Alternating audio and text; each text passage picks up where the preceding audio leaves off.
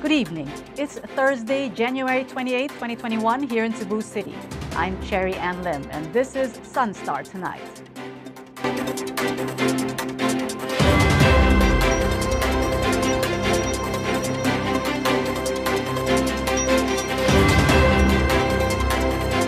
The number of active coronavirus infections in Cebu City has returned to the 1,000 level after 5 months.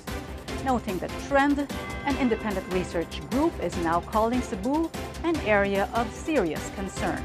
Chari Coronel reports. After nearly 5 months, the active COVID-19 cases in Cebu City breached the 1,000 mark. As of January 27, Cebu City has 1,051 total active cases based on the data of the Department of Health Central Visayas. 97 additional cases were recorded yesterday.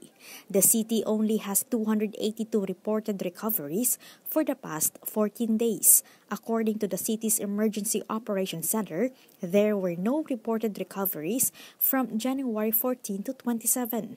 Octa Research Group said Cebu, including Cebu City, is now an area of serious concern with its current trend of COVID-19 cases. Octa said that if the trend continues, there is a possibility that the figures that Cebu had during the enhanced community quarantine period in 2020 may return in the next 2 weeks. In its January 28 report, the group said over the past 7 days, Cebu averaged 147 new COVID-19 cases daily. This constitutes to an increase of 67% from the previous week. The group added that the reproduction number in Cebu province over the past week was 1.57, which is higher than the reproduction number for the entire country, which is 0.96. Based on the January 27 data of DOH Central Visayas, Cebu province has 580 active cases. Meanwhile, the Cebu City government recorded more than 2,000 curfew violators from January 2 to January 27. The City Police Office has asked City Hall to move the start of curfew from 11 p.m. to 10 p.m.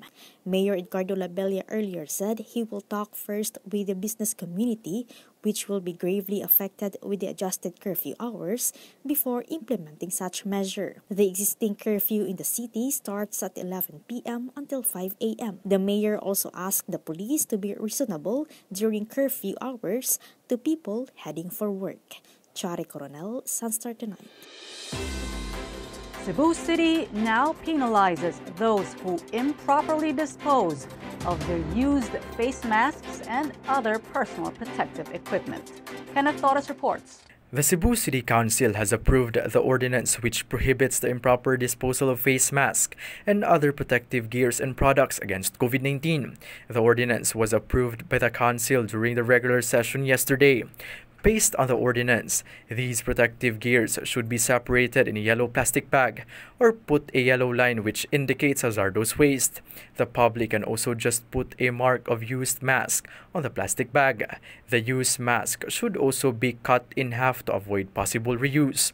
The ordinance prohibits the littering, dumping, or throwing of used masks, face shields, hand gloves, and other PPE in public places such as streets, sidewalks, parks, canals, esteros, among others.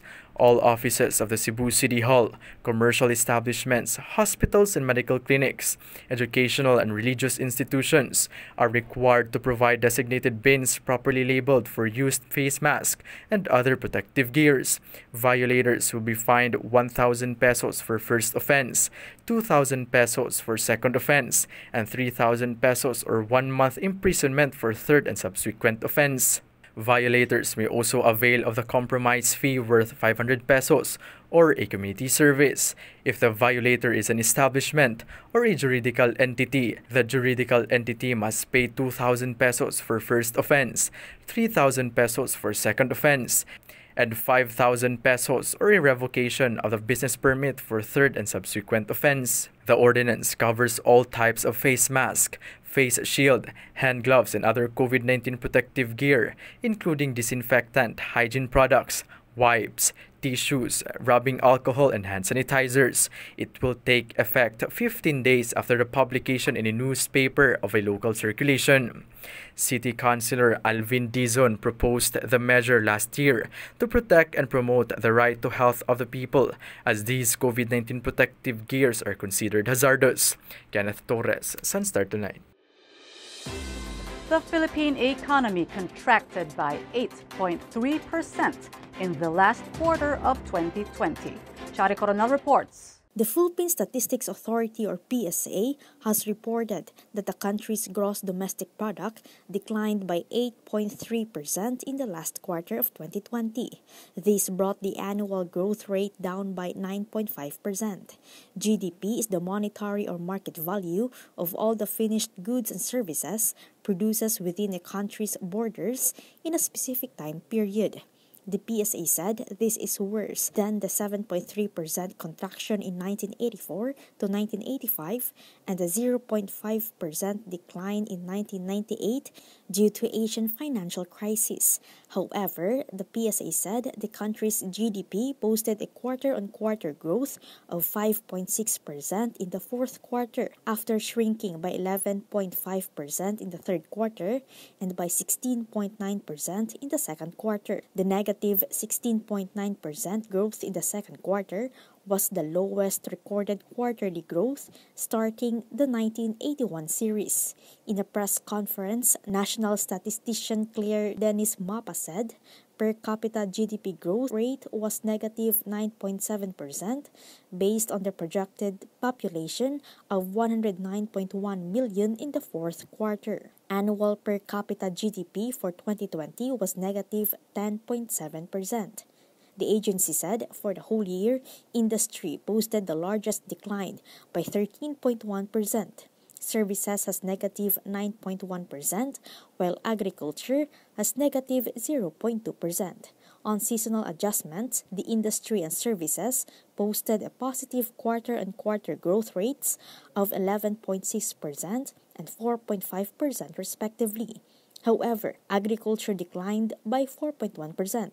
The major contributors to GDP growth in the fourth quarter were financial and insurance activities, information and communication and public administration and defense. While the major contributors to decline were construction, household final consumption expenditure, and durable equipment. Chari Coronel, SunStar Tonight. Being fashionable does not need to be expensive. This local online business, born at the start of the quarantine, has been generating buzz for its quality second-hand clothing. Tiffany Neri, tell us more. So who's feeling thrifty this Thursday? A new collection of Best Thrifts is dropping tomorrow, and you guys get a preview of it right now. Online local thrift store Best Thrifts launches a bunch of collections every month on its Instagram page. For tomorrow's collection, you can grab your very own pair of vintage and reworked Levi's. From jeans that are baggy, tapered, straight cut, high-waisted, and many more, sizes range from 23 to 36 at the waist. The special limited edition pieces are handmade corsets and crop tops reworked from scrap Levi's fabric by Best Thrift's girl boss Isa Neri, who invites everyone to build an ethical, sustainable wardrobe with Best Thrifts. Online local thrift store Best Thrifts launches a bunch of collections every month on its Instagram page. For tomorrow's collection, you can grab your very own pair of vintage and reworked Levi's. From jeans that are baggy, tapered, straight cut, high-waisted, and many more, sizes range from 23 to 36 at the waist. The special limited edition pieces are handmade corsets and crop tops reworked from scrap Levi's fabric by Best Thrift's girl boss Isa Neri, who invites everyone to build an ethical, sustainable wardrobe with Best Thrifts. Are you ready to thrift it out? I know I am. Not only is it fun, but it's a sustainable way to really use the life out of clothing and minimize waste. So I'll see you guys tomorrow at the Best Thrifts Instagram page. Tiffany Neri for SunStar Tonight. Back to you, Cherry. To get the latest, visit www.sunstar.com.ph. Follow us on our YouTube channel and official social media accounts on Twitter and Facebook. I'm Cherry Ann Lim, and this has been SunStar Tonight. See you again tomorrow. Good night.